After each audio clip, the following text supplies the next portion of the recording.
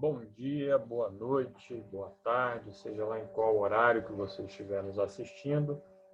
Gostaria de cumprimentá-lo, agradecê-lo por iniciar esse vídeo. Hoje nós teremos uma conversa com o Ricardo, que é o presidente do Círculo Monárquico no Espírito Santo. Em instantes, estaremos iniciando a nossa conversa.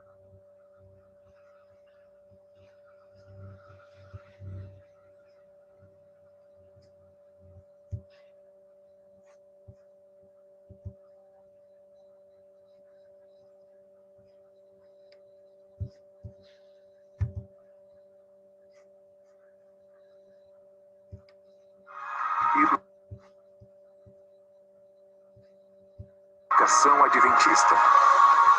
Muito além do ensino.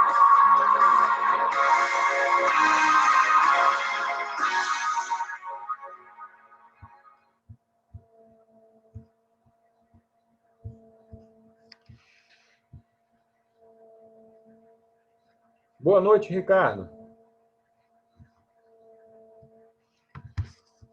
Boa noite, está me ouvindo?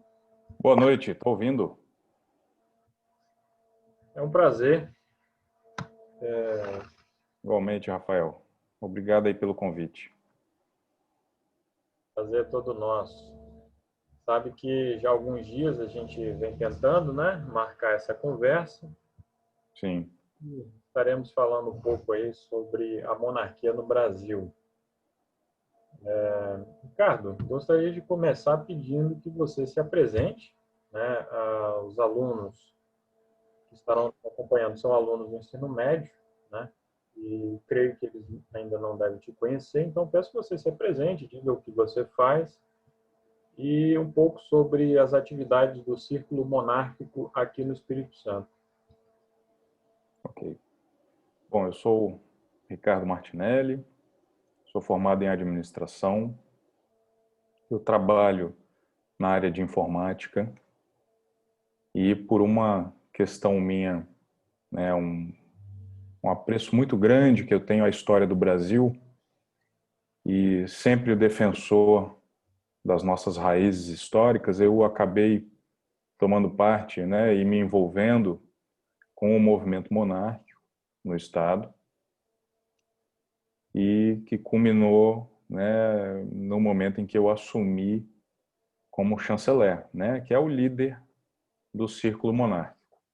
Então, basicamente, uma apresentação rápida e sucinta seria isso. Certo.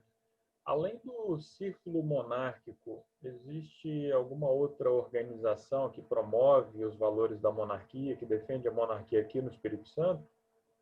Bom, a nível de Brasil, só para você ter uma noção da organização, a gente tem a Casa Imperial, que é o órgão máximo em relação à monarquia, que é a representação através dos príncipes, né?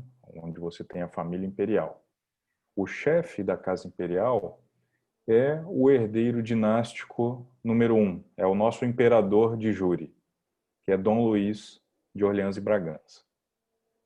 A Casa Imperial, ela, a partir do momento que ela liderou todo esse movimento de restauração monárquica, lá nos idos dos anos 90, né? Tudo bem que de quando a monarquia foi derrubada através do golpe republicano, a Casa Imperial ela se manteve ativa, né? Ela sempre esteve presente e muito mais, de uma forma muito mais incisiva, a partir dos anos final dos anos 80, início dos anos 90, quando teve o plebiscito de 1993, onde surgiram diversos círculos monárquicos pelo Brasil, né, para defender o plebiscito e tudo mais. Então, para muitos, inclusive é uma questão curiosa, o plebiscito, isso não colocou uma pedra final sobre esse assunto?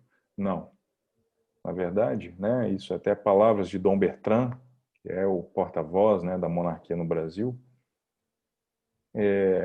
o plebiscito ele fez com que nascesse essa com que renascesse essa chama, né? Ele trouxe aos brasileiros uma história que estava ali guardada, que estava esquecida.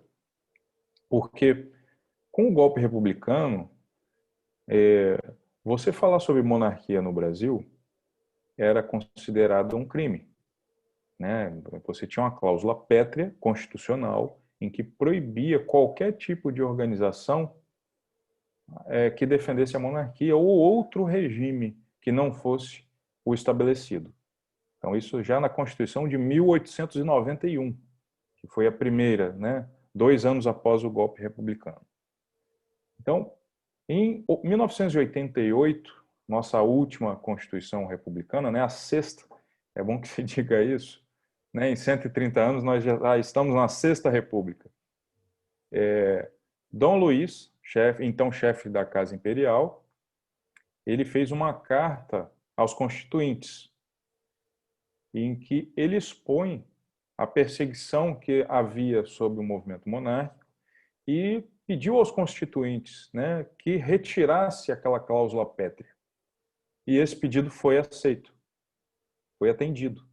Então, desde a Constituição de 88, falar sobre monarquia no Brasil é algo totalmente lícito, totalmente válido, né, de acordo com nossa Constituição.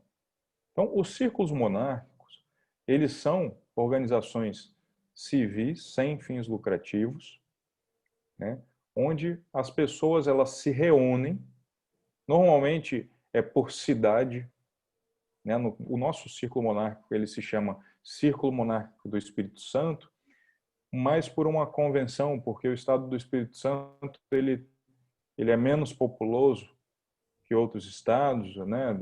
Você não tinha uma aglutinação tão forte de monarquistas, então a gente fundou ele como Círculo Monárquico do Espírito Santo por esse, né, por esse sentido.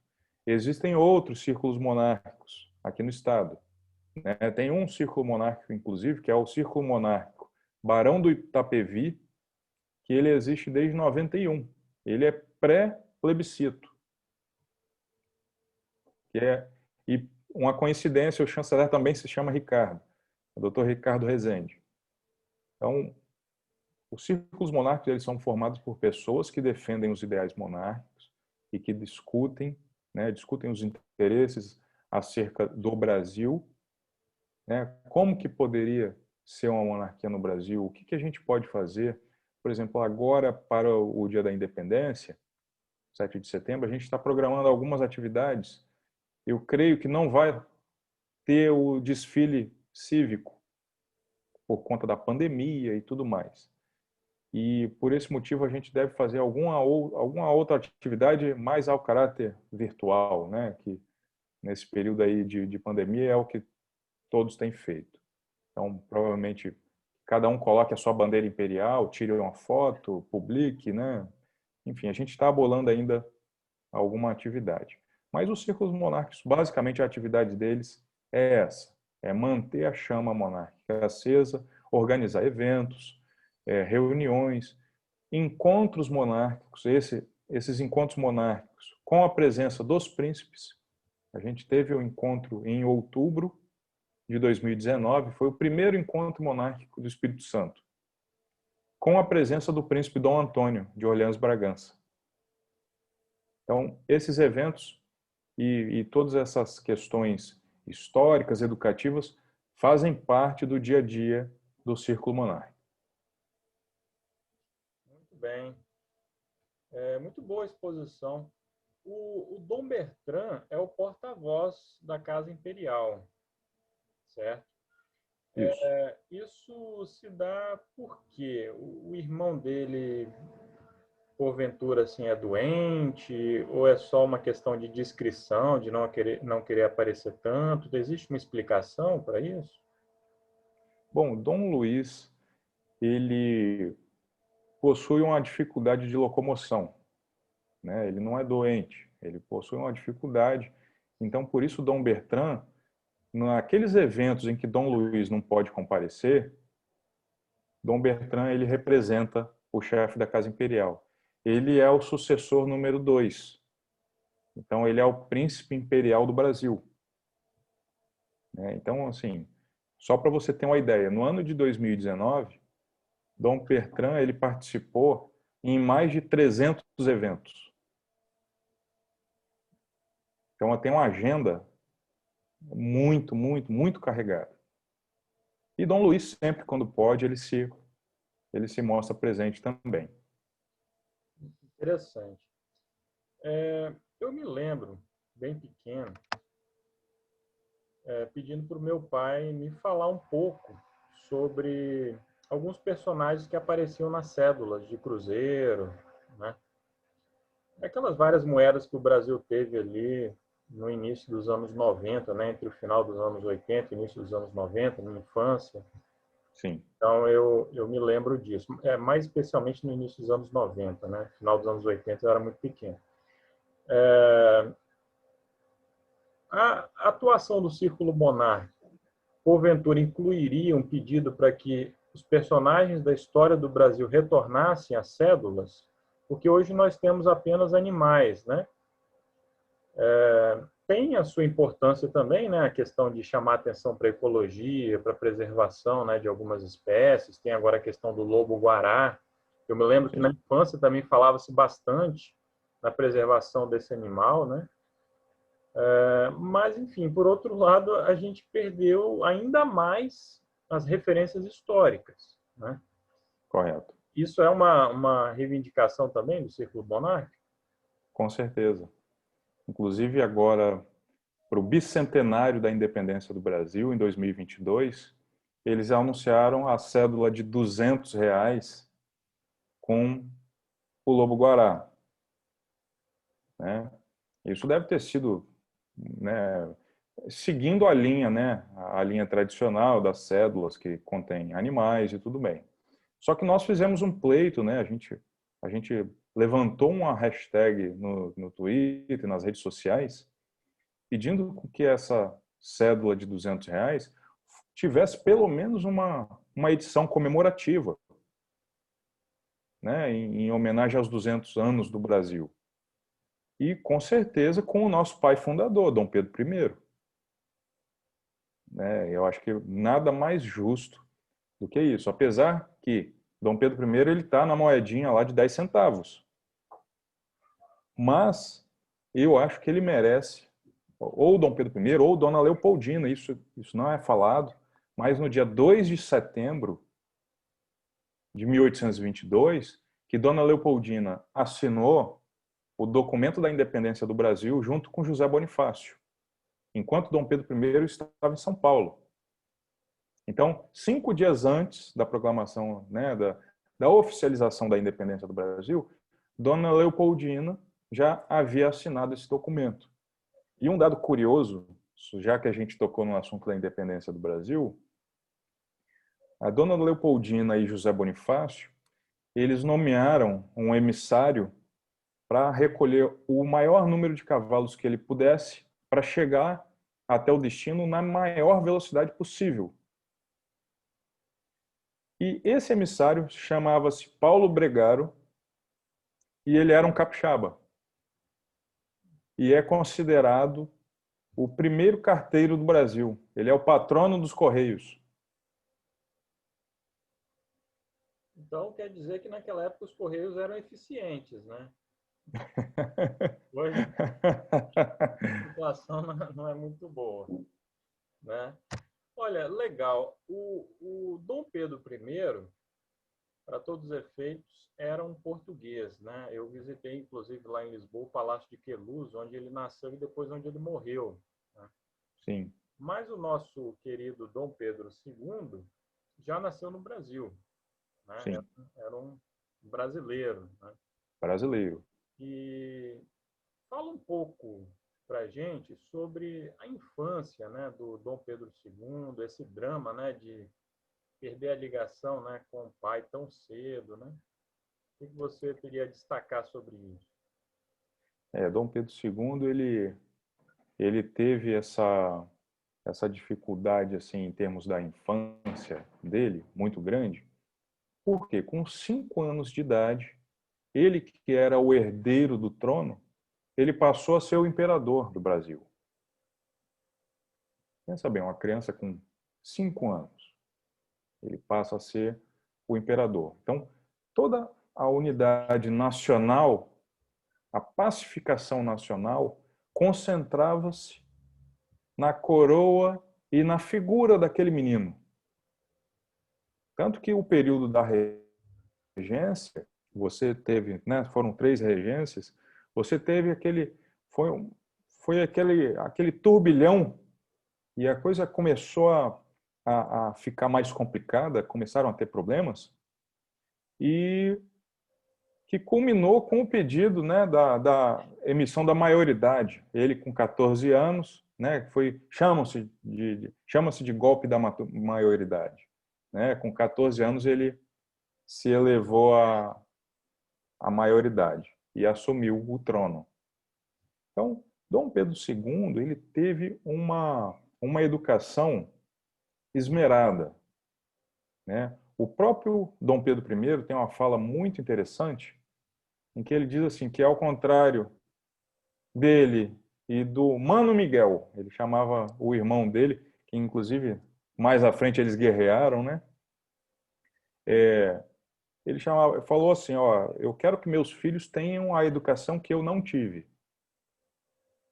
Porque, apesar dele ter uma sensibilidade e um grande conhecimento de artes, né, música, porque é um príncipe, né, ele foi criado ali na corte, ele bebeu de fontes muito ricas em termos de conhecimento, em termos de cultura, né? Mas ele não teve aquele estudo clássico. Já Dom Pedro II ele teve esse estudo clássico. Alguns historiadores informam que ele tinha uma rotina de estudos de mais de 12 horas diárias. Então ele estudava astronomia, geologia e ele falava fluentemente 13 idiomas. Então assim, ele teve uma educação muito robusta. Foi uma infância mais que voltada para os estudos. Exatamente. Ele foi preparado, né? Ele foi preparado. É isso que as pessoas às vezes elas não compreendem sobre o dever, o senso de dever de um monarca, né? É que ele é preparado desde o berço para um dia assumir o trono, podendo assumir ou não. Mas ele desde quando nasceu, ele já é preparado dia após dia para essa missão. A missão dele na Terra é essa, é assumir o trono e chefiar uma nação. Então ele teve esse preparo. Exatamente. E chama atenção que, tendo uma formação clássica, ele se mostrou muito habilidoso na política, Sim. lidando com os conservadores e com os liberais. Né? Ele entendia muito ali daquela realidade, daquele contexto no qual ele vivia. Não era um monarca preso lá na Roma Antiga, na Grécia Antiga, nos clássicos. Não, ele conseguiu lidar muito bem com as 2 principais forças políticas da época dele. E a primeira parte do reinado, é importante destacar isso, que ainda foi um período de estabilização, porque a Farroupilha, por exemplo, que foi um movimento separatista lá no sul do Brasil, adentrou ainda 5 anos no reinado do Dom Pedro II. Então foi um desafio muito grande ali para o jovem imperador, né, o adolescente imperador, né, lidar com essas situações aí. Por falar em Farroupilha, vários líderes lá integravam a maçonaria. O pai do Dom Pedro II, o imperador Dom Pedro I, era maçom, assim como José Bonifácio, né? Qual era a relação do Dom Pedro II com a maçonaria? Bom, o Dom Pedro II ele não pertenceu à maçonaria. Tá? Ele nunca pertenceu à maçonaria. Mas como você muito bem colocou, ele tinha uma habilidade política imensa. Ele sabia lidar com as diversas vertentes. Porque num país tão grande, de dimensões tão grandes, e se você for olhar no contexto nacional, as características regionais tão diversas, ele precisa ter essa habilidade. Tanto que Dom Pedro II, ele visitou praticamente, se eu não estou enganado, todas as províncias do Brasil. Ele teve esse trato de pessoalmente conferir como que estava cada região. Inclusive aqui no Espírito Santo, quando ele esteve aqui, tem um livro muito interessante publicado falando sobre a vinda de Dom Pedro II ao Espírito Santo. É muito bacana, conta essa história, narra, tem desenhos, enfim, é bem interessante. Então, Dom Pedro II, sobre essa questão da maçonaria que você tocou, ele não era um maçom. Mas ele tinha essa habilidade política de saber lidar com quem era maçom, com quem não era maçom. Ele foi assim, ele era um imperador para os brasileiros. Não fazia distinção. Muito bem. Eu mencionei a maçonaria porque mais tarde a chamada questão religiosa, né, teve ali a sua relação com a maçonaria. Né, Sim, Dom Vital. dentre outras questões lá. Sobre a visita dele aqui no Espírito Santo, esse livro aí que você mencionou eu ainda não li, mas alguma coisa que eu li sobre a visita dele ao Espírito Santo, eu me lembro que ele se queixou da qualidade da educação aqui no Espírito Santo. Ele teria feito alguma menção a isso, né? Porque como ele apreciava muito a função de professor, o magistério, né? Ele tinha um olhar muito minucioso em relação a essas questões, né? Ele visitava as escolas, ele indagava as crianças, né, sobre questões que elas estavam estudando, e ele teria dito, né, em algum momento lá da vida dele, que se ele não fosse imperador, ele gostaria de ser professor, porque ele não conhecia nenhuma outra função mais nobre, né, do que a de preparar as jovens gerações, né, para o futuro, né? Exatamente. Apesar disso, Ricardo, o Brasil parece não ter avançado muito no segundo reinado nesse campo da educação, né? Ocorreram avanços significativos na economia, né? Houve a chamada Era Mauá, né? Mas no campo da educação, o Brasil aparentemente não avançou tanto durante o segundo reinado. O que você sabe sobre isso? O que você poderia dizer sobre essa questão aí? Apesar da preocupação do imperador, o interesse do imperador nesse campo, né? Mas aparentemente não houve assim tanto progresso. Eu acho que a gente pode separar, a gente precisa voltar um pouquinho no tempo para a gente compreender essas questões. Quando a família real portuguesa veio para o Brasil em 1808, aqui no Brasil, aí de fato, praticamente não existia nada, né? Você não tinha uma estrutura, o Brasil ele não estava, ele não era um local onde você tinha essas instituições estabelecidas, desenvolvidas, você ainda não tinha. O que existia antes eram os jesuítas, né? Nós temos aqui o Palácio Anchieta, eu moro aqui no centro de Vitória. O Palácio Anchieta era um colégio jesuíta, inicialmente. Sim. Na função dos jesuítas, o sistema se desorganizou completamente, né? Foi um golpe duríssimo, né? Se a gente for falar da educação a um nível mundial, né, a gente vai relegar bastante a igreja, né? A igreja ela tinha um caráter preponderante na educação, né? Seja católica ou protestante, né? A igreja ela sempre esteve à frente desse processo educacional, tanto que você vê hoje escolas renomadíssimas católicas ou protestantes, você vê ainda hoje, né? E que bom que existem. Graças a Deus elas existem, né? Para manter um pouco da nossa tradição. Eu vejo assim, quando a família real portuguesa veio ao Brasil, você ainda não tinha essa estrutura desenvolvida.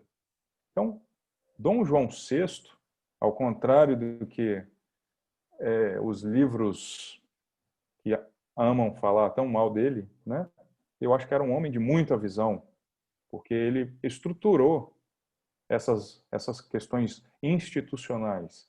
Ele criou universidade, né? Ele criou colégios, ele criou biblioteca, ele fez coisas que não existiam, ele estruturou. E Dom Pedro I, ele deu continuidade a esse processo. Só que eu vejo que no período, né, no segundo reinado, com Dom Pedro II, eu vejo que o Brasil deu um salto a nível educacional muito grande, né? Ele evoluiu significativamente. Agora, eu concordo com você, se você for analisar o que tinha no Brasil ao final do Império, ainda era pouco. Concordo com você.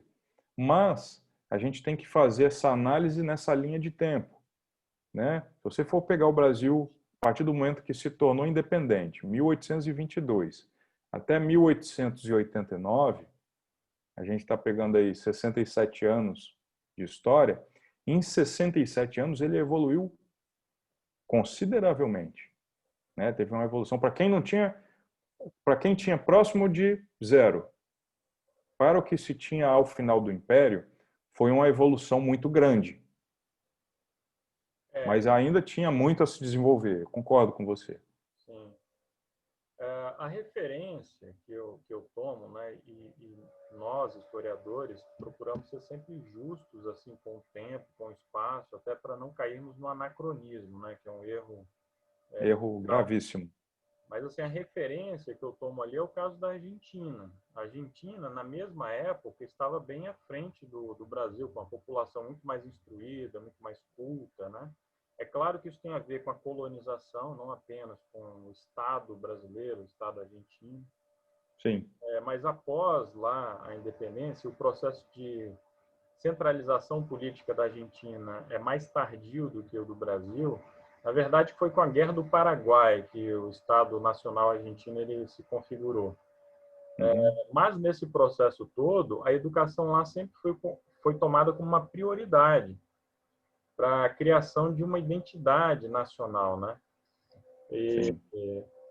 A Argentina, depois no final do século XIX, início do século XX, era uma grande potência mundial, potência econômica, potência em todos os sentidos, e depois caiu naquela tragédia que nós conhecemos, né, com o peronismo, e dali para frente é só uma história trágica, a história da nossa vizinha, Argentina. Sim. Mas não há como negar que o imperador em si era muito interessado, e ele tinha uma visão que nem sempre era, vamos dizer assim, nem sempre ele tinha um apoio que ele esperava para os projetos dele. Por exemplo, ele pessoalmente, assim como o pai, era contrário à escravidão. Sim, a família imperial, ela é abolicionista. Isso é um fato. Não se trata nem de longe daquela caricatura que muitas vezes já se colocou da princesa Isabel, né, como ali pressionada, sem opção, né? Isso aí é um absurdo completo, né? O Dom Pedro I lá atrás ele já dizia, né, o sangue que corre nas minhas veias é igual ao sangue que corre nas veias dos negros, né? Ele se misturava com a população, gostava de capoeira até, enfim. Então a família imperial ela sempre teve essa visão progressista no bom sentido, né? Exato, exato. De por exemplo, ser contra a escravidão. O imperador também ele adorava tecnologia, né? Eu creio que se ele vivesse nos tempos de hoje, ele estaria lá com a sua conta ativa no Twitter, né? Estaria lá, com certeza. né? Fala um pouquinho mais sobre isso, né? Do Dom Pedro II como esse indivíduo antenado na tecnologia. Bom, eu posso te falar, e já que você tocou no assunto tecnologia, que é a minha área profissional, ele teve um fator primordial na divulgação do telefone, né? Que ele estava lá nos Estados Unidos, numa feira de tecnologia, e Graham Bell, ele ainda não tinha mostrado o grande invento dele, ele estava demonstrando esse invento, e com a presença do imperador, que era um amante da tecnologia, naquela feira, Que, diga-se de passagem, foi muito bem recebido nos Estados Unidos, né? Os Estados Unidos, um país republicano, e o imperador foi recebido lá. muito bem recebido. Ah, Depois eu vou contar até um detalhe interessante sobre essa visita dele. Então, quando ele esteve nessa feira de ciências, né, de tecnologia, ele fez questão de conhecer esse novo recurso, né, que era o telefone. E quando ele fez o teste, e, e eles testaram, eles tinham uma linha ali no local da feira, e ele testou, e aí o imperador falou, olha, isso fala. E essa frase dele saiu na capa dos jornais nos Estados Unidos. Olha, isso fala. E com a foto do imperador. Então, a partir dali, o telefone passou a ser conhecido em território americano, e o Brasil foi o primeiro país do mundo, após os Estados Unidos, a ter uma linha telefônica instalada, que foi a linha Petrópolis, Palácio Imperial, no Rio de Janeiro. Foi a primeira linha de telefone instalada fora dos Estados Unidos. E aí, depois disso, né, você vê o Barão de Mauá, que você citou anteriormente, ele fez o cabo submarino ligando o Brasil a Portugal. Você pensa bem o que é você ter uma comunicação em tempo real, Brasil e Portugal, no século XIX. Isso é uma coisa assim, é um negócio de outro mundo. É quase irreal você pensar em algo desse tipo, porque normalmente as correspondências levavam 1 mês, 2 meses para você conseguir transmitir, que ia por navio. Né? A partir do momento que instalou o cabo submarino, em questão de minutos, você conseguia transmitir a mensagem. exatamente, ele ajudou também a popularizar a fotografia, né? Ele gostava de ser fotografado. Né? Sim. Tem esse detalhe também. Ele pode ser considerado um mecenas, né? Também, né? Pensa no Carlos Gomes. Carlos Gomes, magnífico. Foi patrocinado, né, pela monarquia. Sim. E o imperador muitas vezes usava os recursos próprios dele, né, para... Isso aí é um ponto bem interessante. É bom a gente entender que durante os 49 anos do segundo reinado, o imperador não alterou o valor que ele recebia mensalmente. Ele foi exatamente o mesmo vencimento durante 49 anos. E mais da metade, a gente pode falar de o salário dele, né, digamos assim, mais da metade desses recebimentos ele doava. Ele normalmente ou patrocinava estudantes no exterior, ou ele pagava do próprio bolso a alforria de escravos. Então, mais da metade dos valores que ele recebia, ele doava, e todas as viagens que ele fazia, ele pagava do próprio bolso, todos os custos. Então, era uma pessoa que tinha um amor, um nível de ética, de senso, era um estadista que ele estava assim absolutamente à frente do tempo dele, né? Você não vê nenhum um político, eu não consigo levantar um político nesses 130 anos de república. E é importante a gente frisar que todos aqueles que se envolveram no golpe republicano se arrependeram, todos eles, sem exceção. Rui Barbosa, Benjamin Constant, Quintino Bocaiúva, Aristides Lobo, todos eles se arrependeram. Não tem um que não tenha se arrependido. O Rui Barbosa chegou a dizer, inclusive, o seguinte, né, que no outro regime, ou seja, na monarquia, o Senado era uma escola de estadistas e hoje é um balcão de Exatamente. negócios, né? Isso aí. Essa frase é clássica. O Rui Barbosa, que era um indivíduo brilhante também, né, uma grande personalidade, merece também ser mais estudado, Sim. não resta a menor dúvida quanto a isso. O imperador Dom Pedro II, além dessas virtudes que você mencionou, ele nunca também promoveu nenhuma censura à imprensa, né? A imprensa era absolutamente livre. E hoje, inclusive... Não, a imprensa, durante todo o segundo reinado, ele sempre sofreu ataques da imprensa, caricaturas, frases maldosas, e a resposta dele era a mesma: imprensa, você combate com imprensa. Exatamente. Essa era a resposta dele. Ele nunca censurou, nunca mandou prender, ele nunca teve nenhum tipo de ação contra aqueles que atacavam ele, que ele considerava que a imprensa deve ser livre. E o que aconteceu com o golpe republicano? Imediatamente após o golpe, vários jornais foram fechados, jornalistas presos. Isso foi assim, de caráter imediato. O próprio banimento da família imperial, da forma como se deu também, revela muito, né, da natureza do novo regime, né? Por Sim. assim dizer, né? Foi assim, foram várias, uma sequência de absurdos, né? A partir daquele momento ali, foi uma sequência de absurdos. A gente não, até o próprio Deodoro, que eu acho que naquele momento ali que ele estava gravemente doente e ele tomou aquela decisão baseado numa mentira, né? Eu não sei se você... A rixa dele era principalmente com o Visconde de Ouro Preto, né? Que era o presidente lá do Conselho de Ministros, né? Exato. Ele era um monarquista, o Deodoro, né? Sim, mas eles inventaram uma mentira para o Deodoro para ele assinar o documento. Eles foram até ele estava de cama, estava muito doente, e eles falaram para ele que o imperador iria nomear o Gaspar Silveira Martins como novo primeiro-ministro, presidente do Conselho de Ministros, né? Gaspar Silveira Martins era inimigo mortal de Deodoro, porque eles disputaram os amores de uma dama, Sim, tinha uma a questão. Baronesa do Triunfo, né?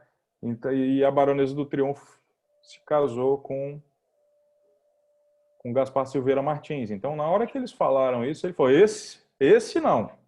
Aí ele assinou o documento. Então, isso mostra só como que foi um acaso, né? Foi uma coisa, uma mentira atrás da outra. Inventaram que iriam prender Deodoro também, falaram isso. Iriam prender o Deodoro, iriam prender o Marechal Floriano, se eu não me engano. Enfim. O próprio movimento republicano, né, Ricardo? O Partido Republicano era muito pequeno. Muito. Não tinha capilaridade nenhuma no país. A ideia republicana era totalmente esparsa, rarefeita, né, pelo país, né? O Partido Republicano ele era apoiado pelos escravocratas, basicamente. Né? Basicamente, o apoio dos escravocratas paulistas. Chamados republicanos do 13 de maio, né? Aqueles que, depois da abolição da escravatura, eles se tornaram republicanos de primeira hora, né? Por assim dizer, para retalhar a monarquia. Né? Exatamente. Então, se você for ver, quais foram os motivos do golpe ao Império? Tinha alguma crise governamental? Não tinha. Tinha algum escândalo de corrupção? Não tinha. O país estava com a economia em recessão? Não estava. Estava crescendo mais do que nunca. A popularidade do imperador estava baixa? Não, estava mais alta do que nunca por conta da abolição da escravidão um ano antes. Então, você não tinha nenhum elemento que justificasse a mudança do regime naquele momento. Não tem nada. Tinham insatisfações de grupos pontuais. Por exemplo, o Exército. O Exército achava que estava com, vamos botar assim, não estava tendo o devido poder, não estava tendo a devida atenção. As promoções demoravam muito no Exército também, nesse período, né? Os militares se queixavam, se ressentiam disso, né? E Os soldos ali eram baixos, né? todos baixos, eles queriam rendimentos maiores. Os oficiais queriam ter participação na imprensa, coisa que eles não podiam, né?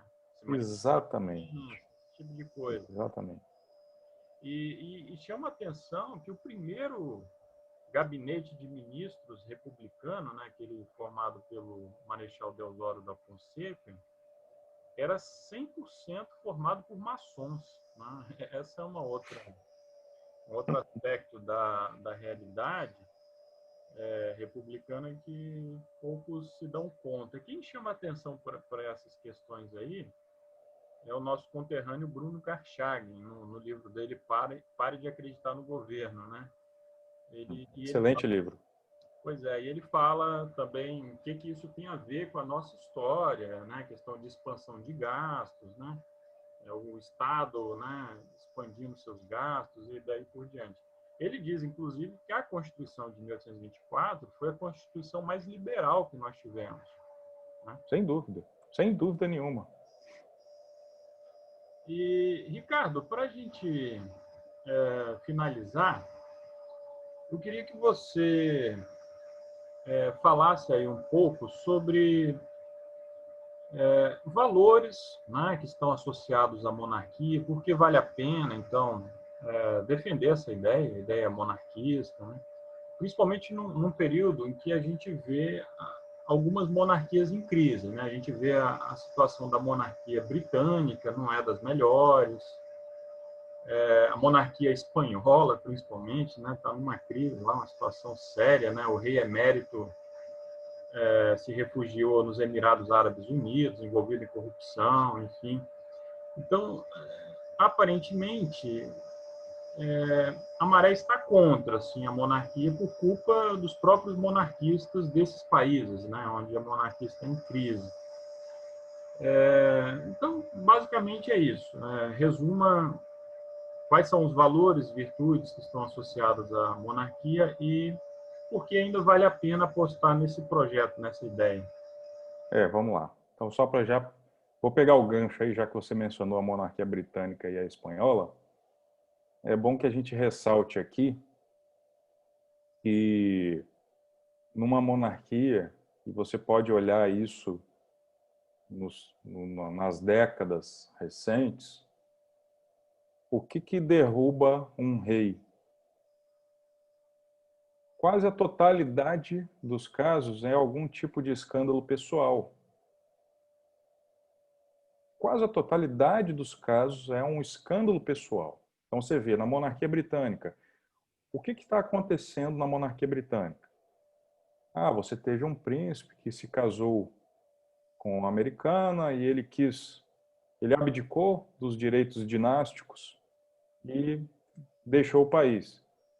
Então, olha bem, não é a monarquia britânica que está em crise. Foi um membro da família real britânica que abdicou de ser um príncipe para levar uma vida fora da realeza. Ou seja, a monarquia em si ela não tem crise alguma no Reino Unido. Outro ponto em relação à monarquia espanhola. O rei Juan Manuel, Juan Carlos. Isso, Juan Carlos, ele foi entronizado em 78, né? 78. No Francisco Franco, né? Isso, com Franco fez a transição, né? Ele declarou que a Espanha era um reino e ele preparou o Juan. Ele preparou ele desde menino, praticamente. Ele ficou ali, eu acho que uns 30 anos, fazendo a tutoria dele, para poder fazer essa transição. Então, quando ele saiu, o que acontece? Você pega que teve escândalos de caráter pessoal, da vida pessoal dele, então ele abdicou automaticamente. Aí agora, após ele já ter abdicado e o filho dele ter assumido o trono, que estão surgindo alguns boatos, mas nada comprovado ainda, né? E que o próprio filho ele se, né, ele fez ele tomou uma medida de antecipação a esses fatos para não deixar que se agravasse, e ele renunciou a todo e qualquer tipo de herança vinda do pai dele. Então ele cortou todos os laços para que não tivesse nenhum tipo de problema caísse sobre ele enquanto rei, né? Para ele provar ao povo espanhol a idoneidade dele. Olha, eu estou rompendo aqui todo e qualquer tipo de vínculo para poder provar a idoneidade. Então, em relação a essa questão monárquica, a questão dos valores e tudo mais, é importante que seja muito difundido entre as pessoas que estão buscando conhecer o que é um regime monárquico, que as monarquias modernas, elas são monarquias constitucionais parlamentaristas. O rei, ou no nosso caso o imperador, ele é o chefe de Estado, né? Então o chefe de Estado, ele se preocupa com a questão da identidade nacional, com os valores da nação, com a representatividade da nação no exterior, mas ele não governa. Tem que deixar isso muito claro, porque as pessoas confundem com absolutismo. Quando fala, a monarquia, não, o rei, não sei o quê, que vai mandar, que vai fazer isso, que vai gastar o dinheiro. Não, não tem nada disso. Pelo contrário, quando falam, sempre surge esse debate. Mas não é muito caro uma monarquia?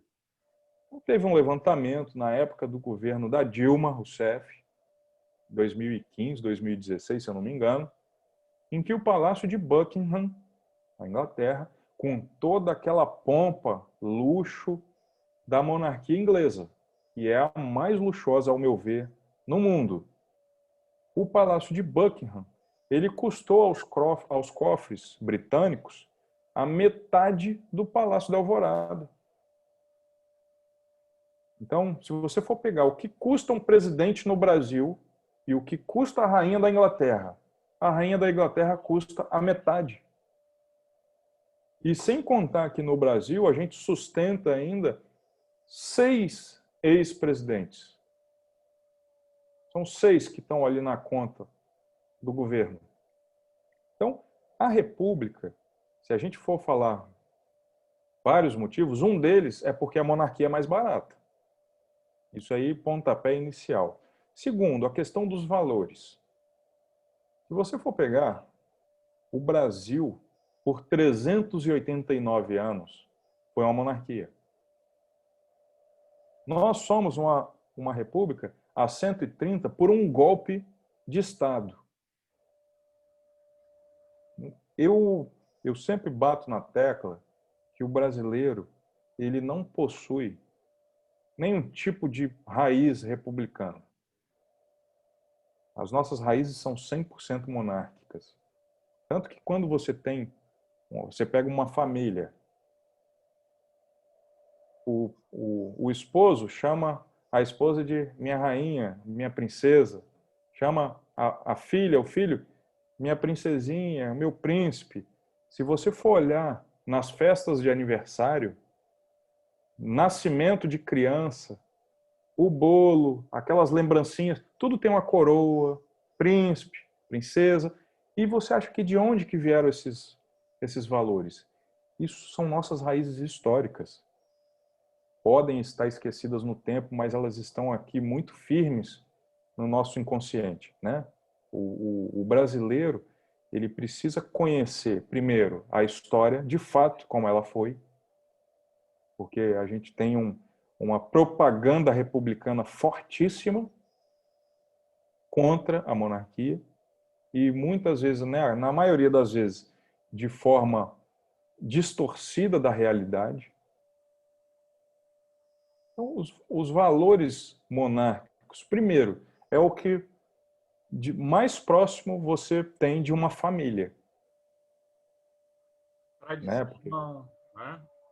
A valorização da tradição. Exatamente, é o mais próximo de uma família. Você olha os países monárquicos hoje, dos 10 países com os maiores IDH, né, o Índice de Desenvolvimento Humano do mundo, 7 são monarquias. Dos 10 países com os maiores índices de educação, com os menores índices de violência, com o maior índice de desenvolvimento, são monarquias. Eles estão lá no topo. Aí você pega Canadá, Reino Unido, Espanha, Holanda, Dinamarca, Suécia, Luxemburgo e por aí vai. São países assim, Austrália, Nova Zelândia. Você pega países que têm monarquias modernas, constitucionais parlamentares, onde o monarca ele é o chefe de Estado, ele é o representante da imagem da nação, e o primeiro-ministro, que é eleito em um processo democrático pelo povo, é quem governa. Então, é como se você reunisse as melhores qualidades dentro do ambiente político em uma solução. Porque o monarca, ele é suprapartidário, ele não tem envolvimento com partido nenhum. Ele não tem bandeira. Ele não defende A ou B, ele defende o país. Então, digamos que hoje o Brasil se tornasse uma monarquia. Dom Luís de Orleans Bragança, entronizado imperador do Brasil. Você teria um parlamento eleito democraticamente pelo povo, e esse parlamento elegeria um primeiro-ministro. E esse primeiro-ministro iria governar o Brasil. E o nosso imperador representaria o Brasil no exterior. Ele seria a imagem de unidade da nação. O Brasil tem um agravante que, além dos problemas inerentes à República, enfim, a República como foi estabelecida no Brasil, tem um ponto que o Dom Bertrand sempre coloca nas suas entrevistas, que é difícil, se não até impossível de refutar, que é quem diz hoje com a boca cheia que a República deu certo no Brasil. Além, Não tem. além do agravante, além das questões inerentes à República, as suas dificuldades, instabilidades, nós temos o agravante de sermos uma república presidencialista. Sim, O sim. presidencialismo praticamente só nos Estados Unidos que deu certo, né? Assim, temos essa questão ainda. Mas, Ricardo, desde já eu agradeço aí pela conversa, foi realmente muito proveitosa. Queria saber o seguinte, o Círculo Monárquico tem algum site ou página, teria alguma forma assim, de contato para quem se interessar, né? Pode procurar lá. A gente tem Twitter, tem Instagram, Facebook, tem site. É só procurar lá, Círculo Monárquico do Espírito Santo. Círculo Monárquico do Espírito Santo. Isso. Certo. E você falou que vocês ainda não sabem, né, se terão aí alguma mobilização no 7 de setembro por causa da pandemia, né? Então, mas assim, nos meios Infelizmente. atuais, vocês não pensam em fazer alguma ação? Nós estamos bolando uma ação para ser feita em caráter virtual. Exatamente. A gente ou alguma live, ou a gente promover com que cada um mande uma foto com algum símbolo monárquico, né, a bandeira ou algo do tipo. Isso aí isso é o que todos têm feito, né, nessa pandemia, é o que a gente pode fazer. Pois é. Ricardo, muito obrigado pela conversa, realmente foi muito proveitosa e fica desde já aí o convite, né, para que em um outro momento a gente volte a se falar, né? Outro momento assim oportuno, alguma data, alguma outra situação assim, será um prazer imenso. Eu estou falando aqui como professor no Colégio Adventista de Vitória, mas eu também sou professor na rede pública, né? Sou professor na Escola Irmã Maria Horta. E assim que tratar desse tema, se em algum momento for tratar dessa questão com os alunos lá, eu também vou disponibilizar esse vídeo. Eu digo sim em algum momento que lá na Escola Irmã Maria Horta eu sou professor apenas no primeiro ano, né? e os assuntos ligados aí à colonização do Brasil, Brasil Império, são tratados no segundo ano, né? Entendi. Mas muito obrigado e até a próxima, então. Eu que agradeço aí o convite e me coloco à disposição de vocês sempre que for possível. Foi uma live muito agradável e é um assunto que se deixar, a gente ficaria aqui por horas e horas, que é um assunto fascinante. Verdade. Então é isso, Ricardo. Um abraço. Até a próxima. Ok. Forte abraço. Tchau, tchau.